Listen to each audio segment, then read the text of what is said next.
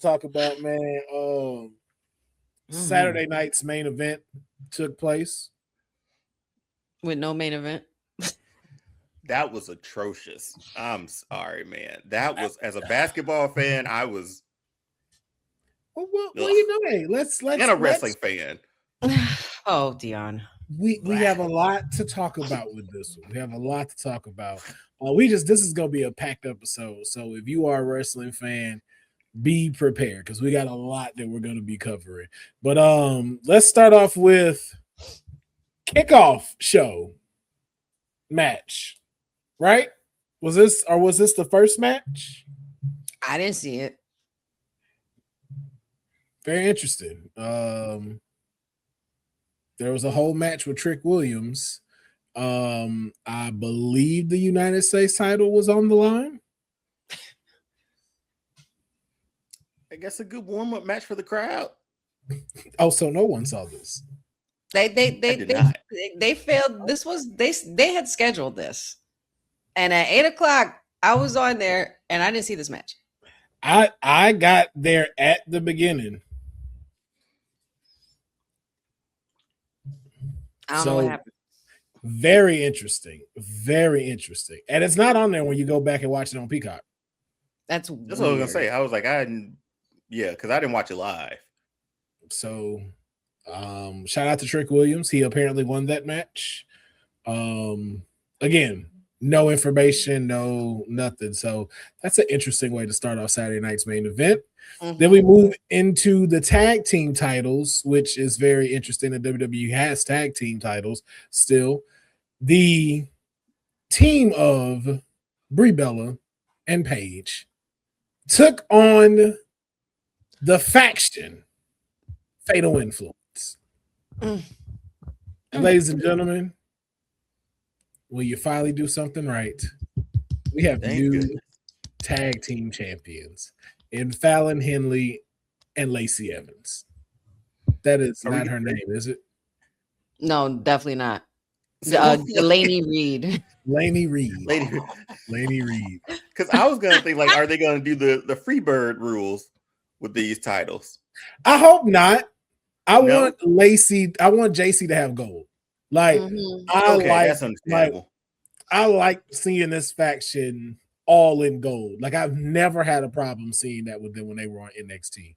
I think it's something that should happen on SmackDown, and I think you should do something in this form of a trios type of game, because especially with like a Jade Cargill, Michin, and B-Fab, it's like, hey, yeah, this makes for great television. That's a good setup. Yeah, I'm here for that.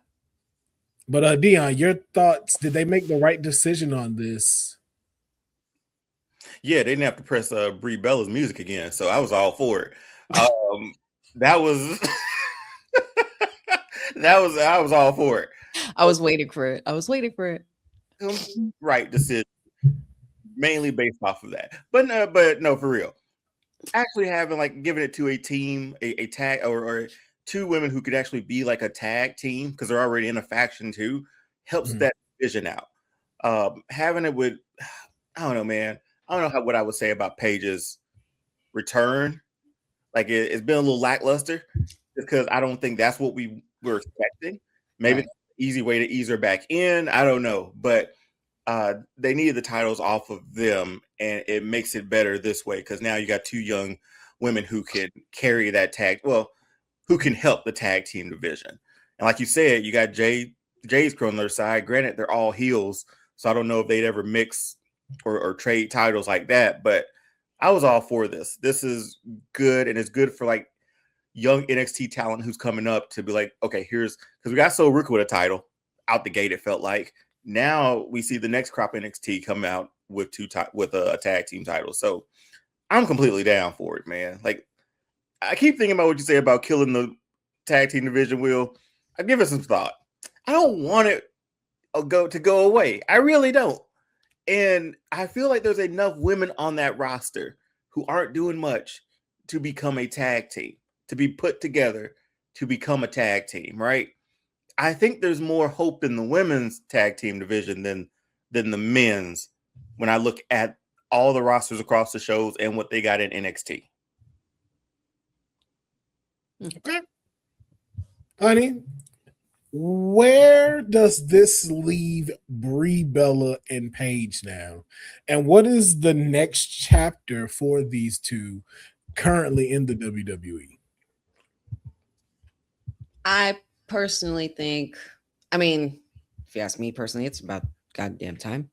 But I think that what this is going to lead into is obviously the whole, this is a way to ease back, I guess. I don't know when her timeline is. Does anybody know Nikki Bella's timeline for when she's supposed to be back from injury? Like we don't really have a set timeline for her. So maybe there's something that we don't know going on behind the scenes as far as issuing her return and potentially bringing back the Bella twins the way it was supposed to be, and giving something for Paige where they're knocking her off to the side, saying it's because of you that this tag team wasn't anything, and because of you we lost these titles, blah blah blah, because you should have never came back, something like that, something very Mean Girl Bella-ish. I don't know, but anything that's going to help ease Paige back to going into singles action, I would appreciate that, because I really haven't enjoyed her return. Okay. Well, congratulations to the new tag team champions. Do you think it was the right move? Oh, sorry. I think it was perfect. Okay. All in all, the right move was called. I think we were all waiting. The right play was called. You read the right play. We were all waiting for this. Yeah. So congratulations to them. Then all of this is just, I won't say anything. I'm good. It was a very New York Saturday Night Main Event, man. Heavy. Mm-hmm. I have nothing bad, no notes on this entire thing. This was great. I will say this was great. This was entertaining, and I more and more I see why Danhausen is where he's at right now. This is one of those segments where I think everybody won. Like no one lost. Like Dominic didn't lose. JD didn't lose. Mm-hmm. Once again, shout out to him for having his first singles match on the PLE. Right. And that was just amazing to see. But I felt like everybody won in this segment. Like everybody hit their marks properly. Everybody hit their cues. Their humor was where it needs to be. Like this was a well-executed segment for Danhausen with a lot of plays in motion. Like it's so much that was happening, but you couldn't turn your eyes away. And the minute you saw that he had a cat in a cage and threw a jersey in there, I was like, who's coming out of there? He goes, cat. I was like, you're a genius. I was like, duh. Like, of course they would do something like that. That was pretty damn funny. Yeah. The toughest he's looked too, honestly. Cat came out there looking pretty tough. This was very well put together for especially doing it in the place where it needs to be celebrated, which was New York, and being able to like this felt like early 90s, like late 70s, like 80s. It felt like those type of things where it was like, hey, we are at this great median between sports, between entertainment, and having the two combined. Yeah. Like this reminded me of like when Dennis Rodman was in WCW. It's like it gives you those feelings of just like, yes, this is what you need to get back to. And this is like, and I think you found that perfect formula for Danhausen. And it didn't need to be that thought out. That was exactly very Danhausen, and it was dedicated to the champs and whatnot. I thought it was fun. I think it was well thought out. I think it was just executed flawlessly. I think it was like the flow of it was so good. It looked simple. Like there's a lot of pieces that like went into how making all of this work. You could literally tell like they were all like, all right, let's just have some fun with this. And it was like, oh, okay, we got some entertainment and a match. And there you go. And Danhausen and Minniehausens. Deonne, any thoughts on this? Or I mean, I didn't. It was fine. I mean, Danhausen has worked on this character for years. He has it down, and now he just has the production budget to be able to do all the zany stuff that he's ever wanted to do, man. Right. So it's like Pee-wee's Playhouse essentially sometimes with this guy. But the celebrity tie-in is always cool. The choke slams were okay. I don't know. I mean, he's not he's not a wrestling athlete. He's a basketball player. He just dunked him. You know, it made it look like a dunk. No, it was fun. It was. I don't know. I think I was sour. Here's probably the reason why. Because I saw the last segment of Saturday Night Main Event before I saw the whole show. So I think that sort of affected my look on, like, I take on this one a little bit, just a bit. But again, it's Danhausen being Danhausen. They know his character, he knows his act, and they've utilized him very well in these celebrity crossovers. So I think it was okay. If this was Cody Rhodes, this would have been a masterpiece to him. Oh, it sure would have. Cody Rhodes just sure would. Wait. Please. Look off to the distance. Well, you put it all, but you can't even put it all together. Just what else do you need? worthy of main eventing every Saturday night main event ever till he passes away. Oh my gosh. See, yeah, I love that there's no back down from me. Like, yeah, I said it. Still, to this day. Stuck in your ways, Deonne. This was fine. This was fine. This, however, was more than fine. This was Lyra Valkyria took on Bayley, and Lyra, with this new attitude, showed up and showed out. She took the victory here over Bayley, and I think that you have something new to be able to see within Lyra. But honey, let me ask you first your thoughts on this match and the heated rivalry now between these two.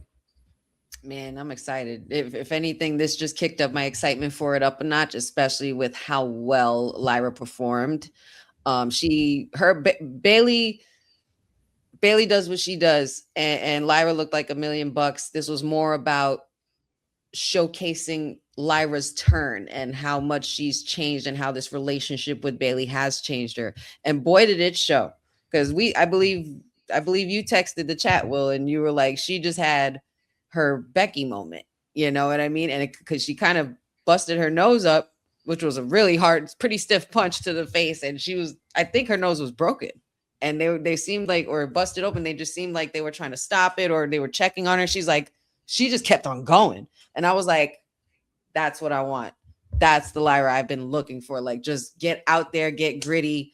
Don't care about nothing. There's no more Mr. Nice Bird Lady at all. And I'm here for this. And the entrance, the look, the change of the theme song. Feeling it. I'm feeling it. Totally. Yeah. First, let me ask get a quick answer. Your thoughts on the new shift in Lyra? I knew you were going to ask me that. I think it was last week I was saying, like, man, I kind of missed how she was a little bit, like the elegance of Lyra at the beginning. Let me say, okay, let me hear me. You asked me a question. Hey, no one stopped you. No one stopped you. You asked me a question. Nobody stopped. You could have. I've been watching. I'm gonna put my shades on because I can't. I've been watching old rock ride. promos the last 2 days, man. You asked me a question, I'm gonna answer a question. But the reason, but it's like that picture of her on 2K on the game on the menu. Oh, that's a dope Lyra picture. I thought she could make it with that, man. But this is a fresh repackaging of Lyra. No matter what visuals she had or how she looked, she needed it. She needed sort of like a little reboot. Like, okay, this is what we're gonna do. We're gonna shift you into this now. And Bayley's the perfect person to work with that. Even though Bayley was a heel back in the day, a little with that damage control stuff, which I don't really like to talk about too much. But now she's a what? now we just didn't know that was such a sensitive topic for you. It was. Damage control was the worst. But having Bayley be that person, like they've have this friendship and all this back and forth, and for her to like do this to her in this match, have a hard hit match, Like this was Bayley being Bayley at her best too. Great baby face, great selling, making Lyra look like $1 million. But that was that's one of my favorite Lyra matches now. By far. And if this is that new attitude with her now, like let's roll with it, man. Let's see where we get to now. Because would y'all say, is there anybody on the roster similar to her right now? So there's a lane for her. Like so now she's carved her own lane. So that's my follow-up question to you was what is the best next move to capitalize on this momentum coming off Saturday night main event? Like where should Lyra be focused now? Is her and Bayley situation over with? Was that the end of that? I'm asking you. You paint us the picture. Dang, man. I don't know, because I'm looking. Oh well, it could be to recapture her Intercontinental title. That could be her main focus now. And when you have a babyface now like Sol Ruca, that sets it up really good for a babyface heel like standard situation there. So she can finally go back after her title that she feels like, because how did she lose it? Remember how she lost it? Does anybody? Becky. I think the Becky. It was to Becky. Those times. Yeah. For Becky stompers and Becky took the title. Yeah. I would love her to see her go after that. I think her sort of having a stranglehold on the Intercontinental title in that division is a good next step. But I kind of want to see her more with Bayley. I don't know. I like Bayley. So any Bayley in anything I'm watching. But if this is over, I'm putting her in like that title hunt to go after Sol Ruca. That's her target.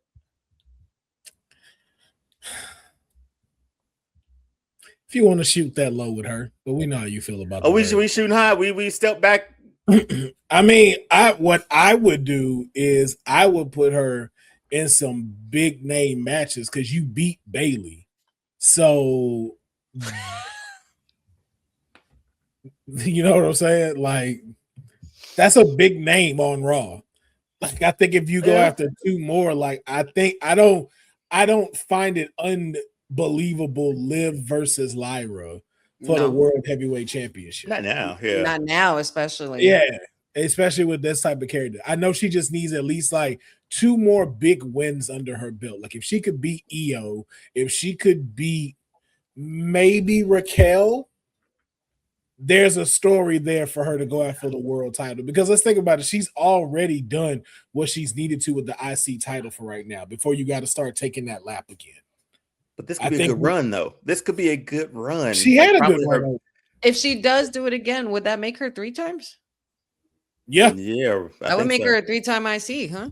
But that's what I'm saying. Like, why not have you at least be seen in the world heavyweight picture? So then that way it rotates in there more. Because again, if you put her back in the IC run, that's another year and a half, maybe 2 years of her chasing that.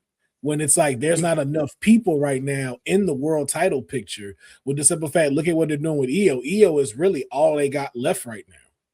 You're saying strike while the iron's hot, pretty much. Yeah, like strike. Yeah, like you have a dope personality that combats what people are doing. Like, again, let her get some big wins under her belt. Like I said, let her beat a Io fair and square, or, like if you wanted to go crazy or whatever, any of those things. But, like, I think she should be someone that should be considered to go after the women's world title. I can see that. No, I can definitely see. If that's with this character change and all that, why not? Like, why not shoot for it? Especially with that title, there's more parity with that title anyway than the one over on SmackDown. Yeah. If not, do you think Money in the Bank would suit her? No. Okay. No. There's too many other people that need Money in the Bank. I figured that. Who do you think needs it? Well, there's plenty of names on that, but we I think I know. Who he's on. That's for another episode. We've talked about that before. Okay, it's always. And then I want to talk. I wanted to talk about that more after SummerSlam because I feel like we didn't get a more easier picture of what Money in the Bank could look like after everything's said and done. It's kind of throwing off our whole summer not having Money in the Bank in the middle. You know? I mean, in my head, for me personally, like there's, you know what I mean? Like it just, I always thought Money in the Bank made sense before SummerSlam. I don't know why. Well, we have a segment that we're going to be talking about with SummerSlam, which I think will maybe ease your mind into why Money in the Bank doesn't really need to happen in the summer anymore and could be great in October. Okay. But we move on to. No, I'm sorry. I'm talking to myself, man. I apologize. What you got to say, Deonne? We'll go back to what do you want to talk about? I just said like I thought having that WrestleMania was a good WrestleMania thing to have too. Having Money in the Bank there, so it was always. Oh no, I'm still for that. Yeah. Yeah. I thought when they said getting rid of like certain PLEs like Hell in a Cell, I thought Money in the Bank was going to be one of them. Yeah, I like WrestleMania. I think if you're having 2 nights of WrestleMania, you should throw Money in the Bank in there. One night men, the second night women. Like there's their main, there's their attraction. Since we don't have the streak anymore, like there was always something to look forward to. Like, hey, let's see who gets their contract or that briefcase at Mania. They only did it a handful of times at Mania, I think. It wasn't that many. And that turned those people though into legends. Yeah. You know what I'm saying? Like that turned Edge's whole career around. Boy, it did. CM Punk. Like there's like RVD win it there? I don't think so. No, I think he won it at another RVD. time. Okay. Because it was, I forget how his went. No, because his was, because the first one was at New Year's Resolution, and that's when Edge won. But that was the cash in. Oh, that was the cash in, yeah. Yeah. And then there was another one that Rob won because that's when ECW came back. And he got a title shot. I don't remember. It's WrestleMania 22. RVD defeated Shelton Benjamin, Ric Flair, Matt Hardy, Finlay, and Bobby Lashley. Was in that. And then Money in the Bank in 2013 when he returned, but he didn't win that one. It was, they only had 6 of them at WrestleMania. So it was only for 6 years. Didn't Jericho win one of those? He's never. I don't think he's ever won it. It was his. The story is that it was his idea to get people on the roster. Though, right? He was in the very first one. He pitched it for WrestleMania 21, so it started around that time, but he's never won it. Edge, RVD, Mr. Kennedy. Remember, he lost it. Punk. This was the match of the debut of Money in the Bank. Chris Jericho, Edge, Christian, Shelton Benjamin, Chris Benoit, and Maven. And who? Maven. Maven wasn't in that match. She just all right. Let's get back on track. Let's get back on WrestleMania 21. WrestleMania 21. Looking right at it. Benoit, Jericho, Christian Kane, Shelton Benjamin. Kane, it doesn't. Kane was in that first one because those ladders caught on fire during his entrance. I remember that vividly. Somebody got some facts wrong. That's not what I see. And Edge, that was everybody. That was everybody in the first one. Maven was done by then. I'm sorry, we got off track, man. I apologize. It's my fault. I'm not saying anymore. Maven had moved back down to Texas by then. That's a whole 15 minutes. And I was like, and I knew as soon as he said, well, who you think deserve it? I'm like, no, because we're going to get off of the show and we're going to go off the rails. I can't listen to Maven, man. I can't listen. The next match. That's Saturday night. Hold on. I can't listen to Maven. Yo, man, stop. Man, it's like a chalkboard. Just I'm not going down this path. Very Dean Douglas. Have y'all heard Maven? Have y'all heard? Yes, we have. We have. We can't unhear Maven. We can't unhear Maven. Like, did he sound like that when he was? He did not sound like that 20 years ago.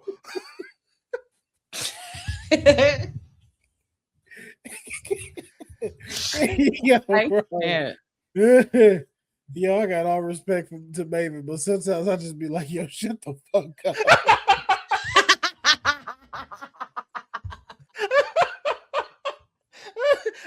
I'll happily read these captions with the volume off. Oh my god! That nigga be so hurt and angry. I'm like, hey, bro, like how do you wake up this mad? Like, go sit under a tree and put your head, lay down. You know, ground your feet into the grass or something. Like, bro, it's not all that bad. It's fine. It's okay. God, anyway, next match. And he got the nerve to talk about trust. This piece of shit, right? Oh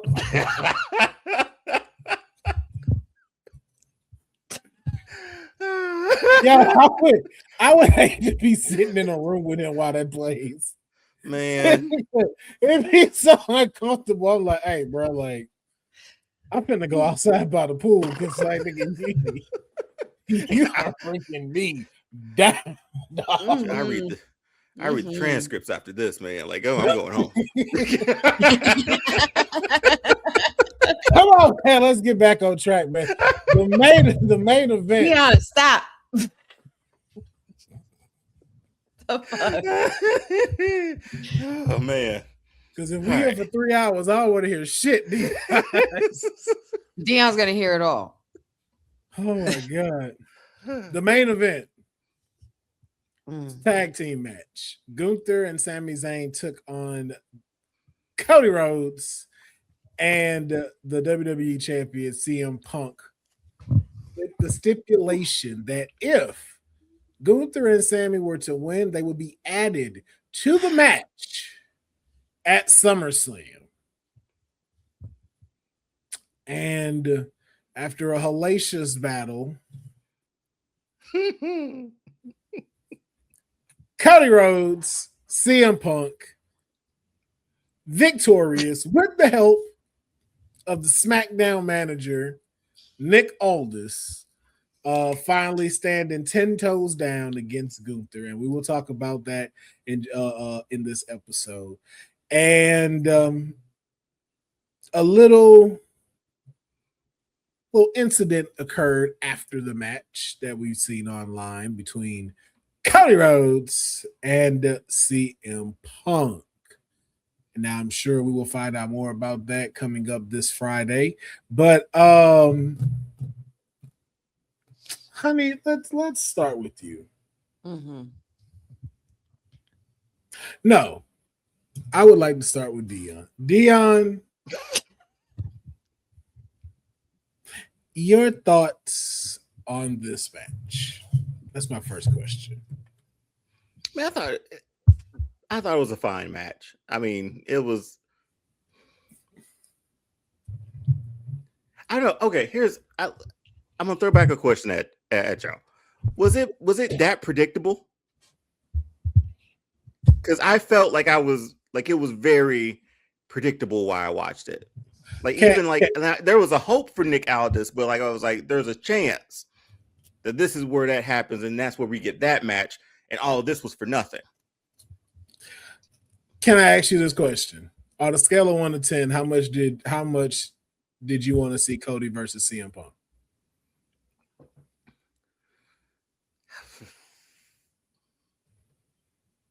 I mean, if you give it to me, that's fine. But me asking for it or anticipating it, 7, maybe somewhere around there, 6 or 7. I'm floating there. Yeah, 6. I'm floating there.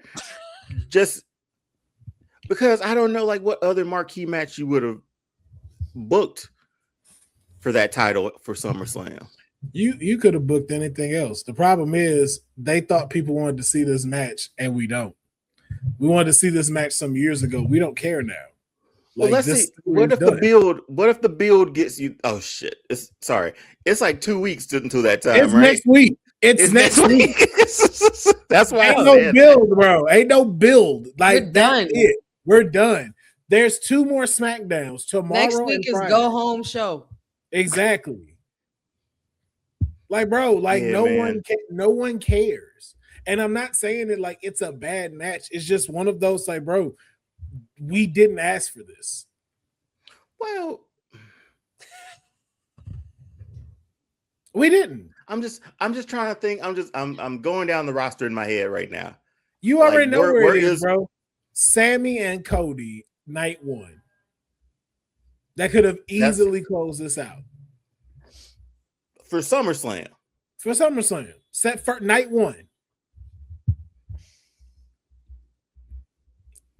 We got night 2 covered already. This is true. That's what I'm saying. Like, this would have been the time to be okay to say, like, hey, we're gonna do something and give it to the person that's the steadfast person here. That's not at the superstar level. It's like, yo, like, eventually y'all gonna have to do these with these people. Now, if Punk retains the title, it'll be good that he's there because he'll do a better job at raising all the ships with the tide than Cody will. Because Cody is QB1 and he has to do so much, but CM Punk is a person where it does not look unrealistic if Carmelo Hayes and him gives him a title shot on a Friday night SmackDown. Right. Mm-hmm. That's what he was doing on Monday nights, right? Like that's exactly. What helped out on Mondays with that title. So that's what SmackDown needs. So that's what I'm like, it makes sense that you gave it to him, but it's just a simple fact that nobody is clamoring over this match. Like, we have no reasoning to. Like, even like the way y'all are acting right now with the hey little brother, and it's like, so y'all doing the same shit. Like, didn't LA Knight just call out Seth and Roman for that? And now y'all are doing it, and now y'all are making it seem like, ooh, look at what CM put. Like, bro. So, dude, it's just fuck LA Knight, right? Right. Yeah. Disrespectful. We gonna run with the shit he said, and we gonna make that for both main events. That's just stupid. Because I think in their mind they see, I guess they're trying to play it up like Roman and Seth too, like some history between the two. But it don't hit like Roman and Seth. Like we saw that every week for years. So they talk about their stuff before CM Punk and Cody Rhodes did. But I'm like, yeah, man, it's for the marquee, man. And it's for CM Punk. That's what it's for. And I don't know if anything else would have moved tickets for him either in this situation. But it didn't move tickets. But that's the thing. It didn't move tickets. It only moved them down to $25 for the cheapest ticket, though. Exactly. Wait, did it? Yeah, bro. Tickets like was $25 for SummerSlam. Yes. See, they even said it like on the screen, like it was on the bottom. Like, get your tickets starting now at $25. I was like, they've never done that. Now, even Vince has never been like as low as.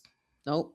Vince was always if you build it, they will show up. It will be there. I would hope also that's a shift in like the wrestling fandom too, to be like, we ain't paying that much for that anymore. You're only getting 5 matches.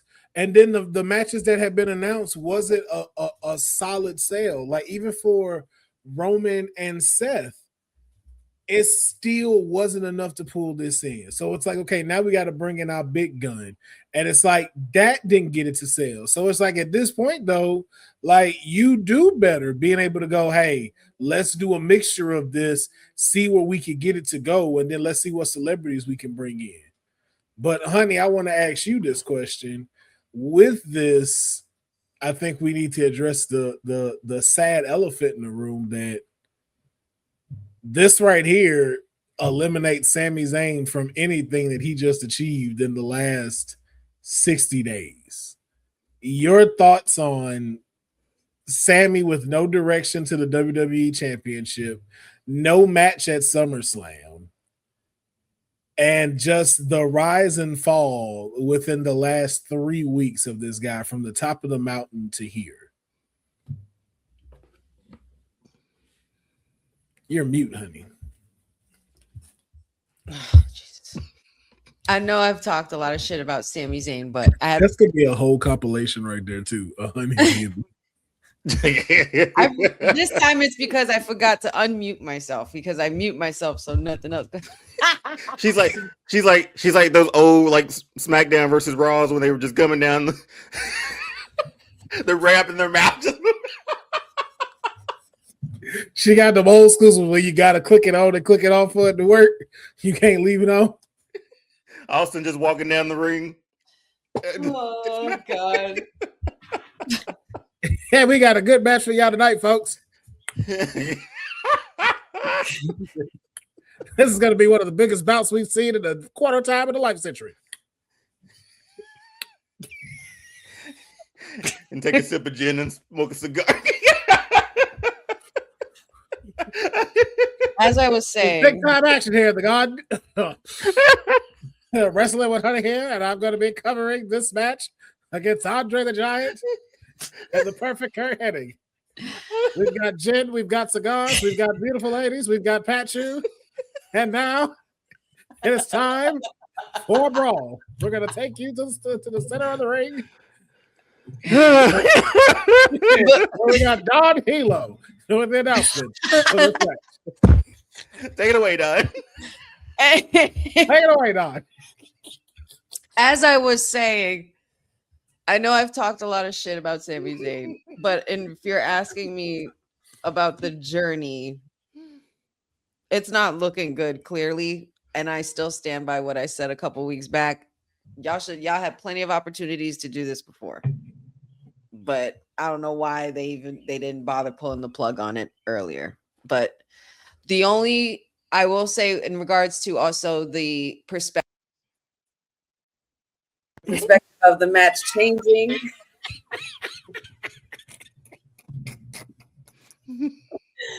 Come on, I don't want to lose my thought.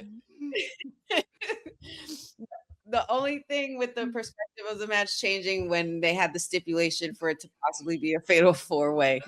That's the only way I started caring about wanting CM Punk and Cody Rhodes, because I did not want another fatal 4-way at another big PLE.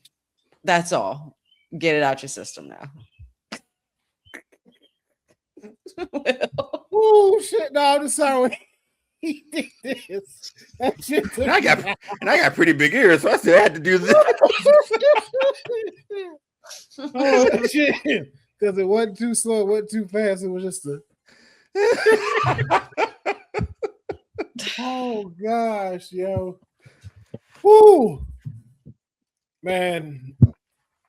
All I can say is, yo, it sucks that Sammy became a casualty of war right now in the battle of trying to sell SummerSlam tickets. Yep. Unfortunately, he is not that go-to guy when it's like there's a quota that we have to meet. Nothing that he's really done, but it's like, hey, you know, if you have a stadium that got to fill up almost 80,000 people, and you didn't only got to maybe 40 or 50. I see why you panic. Are we sure they're even at that? Because I heard even lower numbers for. I'm in 50 for both nights. For like both. total. Okay, total. Yeah. Total. Okay. Like that would mean 25 each night. Yeah. Like not 50 each. Like 50 for both nights total. And I'm interested to see like the layout for it, because at SummerSlam in Nashville, they just did like the one side of the stadium for that one. And there was nothing, like the rest of it was just empty and tarped off or whatever.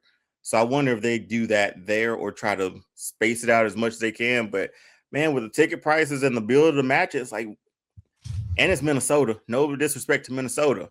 No, that's also the big factor people have been talking about. No one wants to go to Minnesota. It's hot. Not a destination. It's not a destination spot. Like nobody wants to spend a week there. Like nobody. No. Nobody's like, yo, I'm not finna spend all this money to go be in Minnesota in July. Like, I'm good. Yeah. They need to start back taking that into consideration too, because I don't ever remember a SummerSlam that wasn't like, I don't know, California, Florida, a coast, a busy town. When's the last time we had one in Miami? Fan, not necessarily a Knicks fan though. What was the goal to accomplish here with this segment? I think it was to help, and well, WWE, I guess they thought it would make sense to capitalize on really celebrating the NBA champs in their home venue where they won. So I feel like, and we also know the symbolism of Madison Square Garden with WWE, period. And it's hosted many Saturday night main events. I think it was just more so the rollout to get Jalen Brunson, Kat, and like them to sell. They are big WWE fans as well, so them to celebrate and also merge, the NBA and WWE, furthering that whole ESPN thing, because they've been all over ESPN since this. Go like Roman said, greatness recognizing greatness. And unfortunately, I was upset because Jalen had a cast on his wrist, so I was hoping to see him in some action. I thought it was really dry how you just have him walk in front of Seth and then that's it. Like I whatever, I get it. But it was just to help them usher in the champs and celebrate them in the venue. That's what I really think it was. It was cool. If you're a Knicks fan or you're from New York and you seen what happened there, the magic that happened a couple months ago, you would understand why this was kind of cool for a lot of people. I know a lot of people didn't like it, but I didn't mind it. Deonne, your thoughts?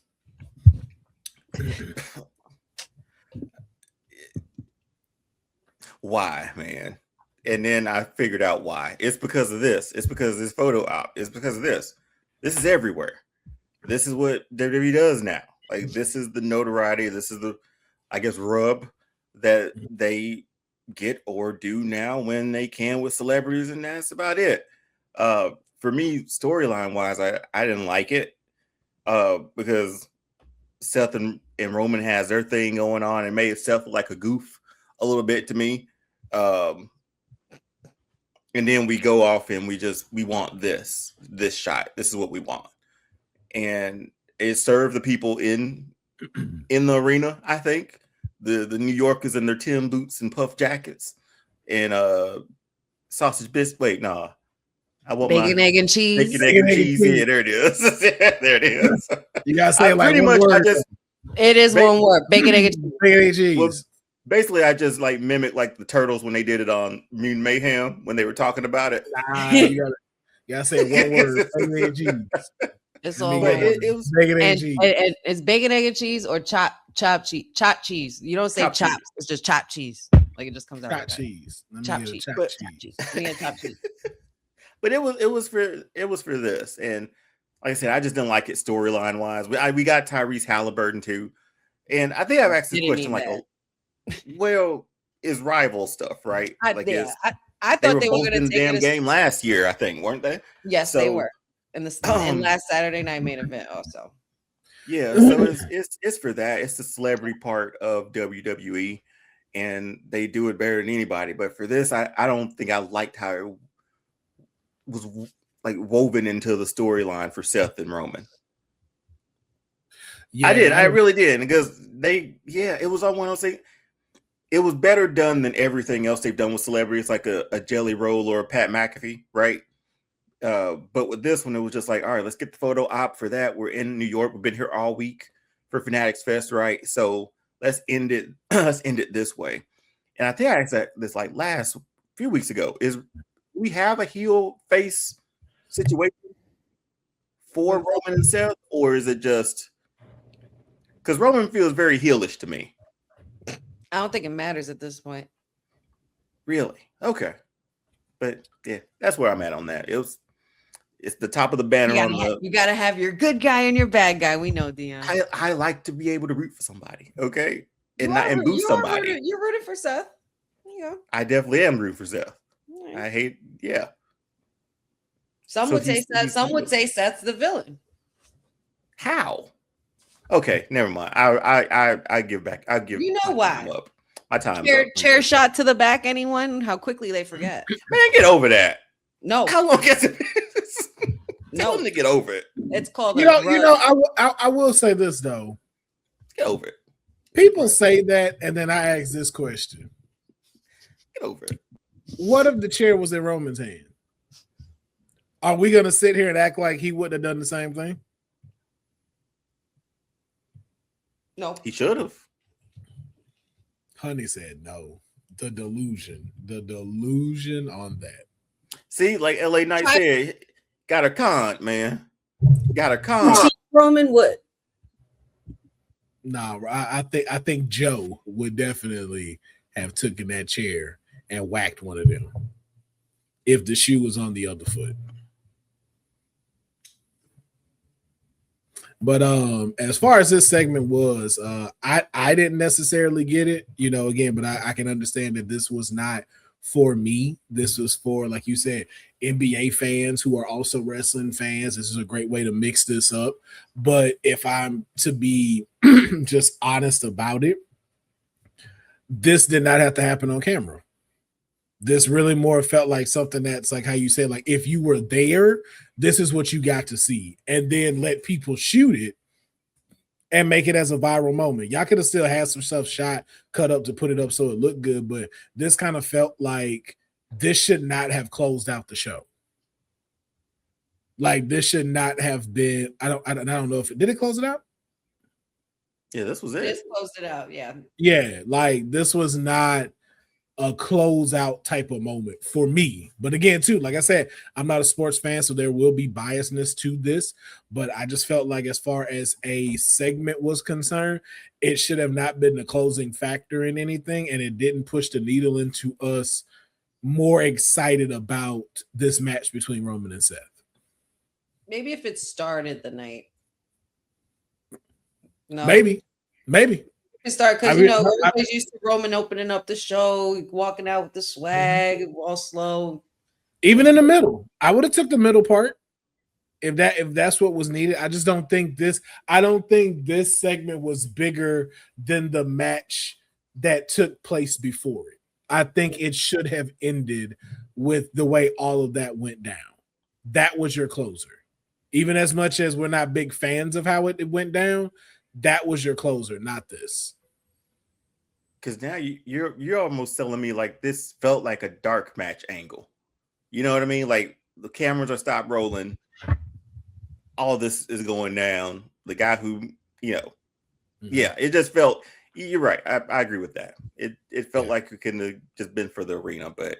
Hey man, got to get those clicks, got to get that press, got to get that everything that WWE wants from. But I think you still could have, and I think this was maybe an opportunity that could have been missed because imagine this not airing and people getting all of this. This makes you kind of want to be there. It's like, dang, I missed out on that. Like, yeah, you had to be there to come see this. Oh man, next time this happened, man, I gotta buy my SummerSlam ticket so I don't miss moments like these. If this was back in the day, in the heyday of Saturday Night Main Event when it was kicking, most likely that would have happened.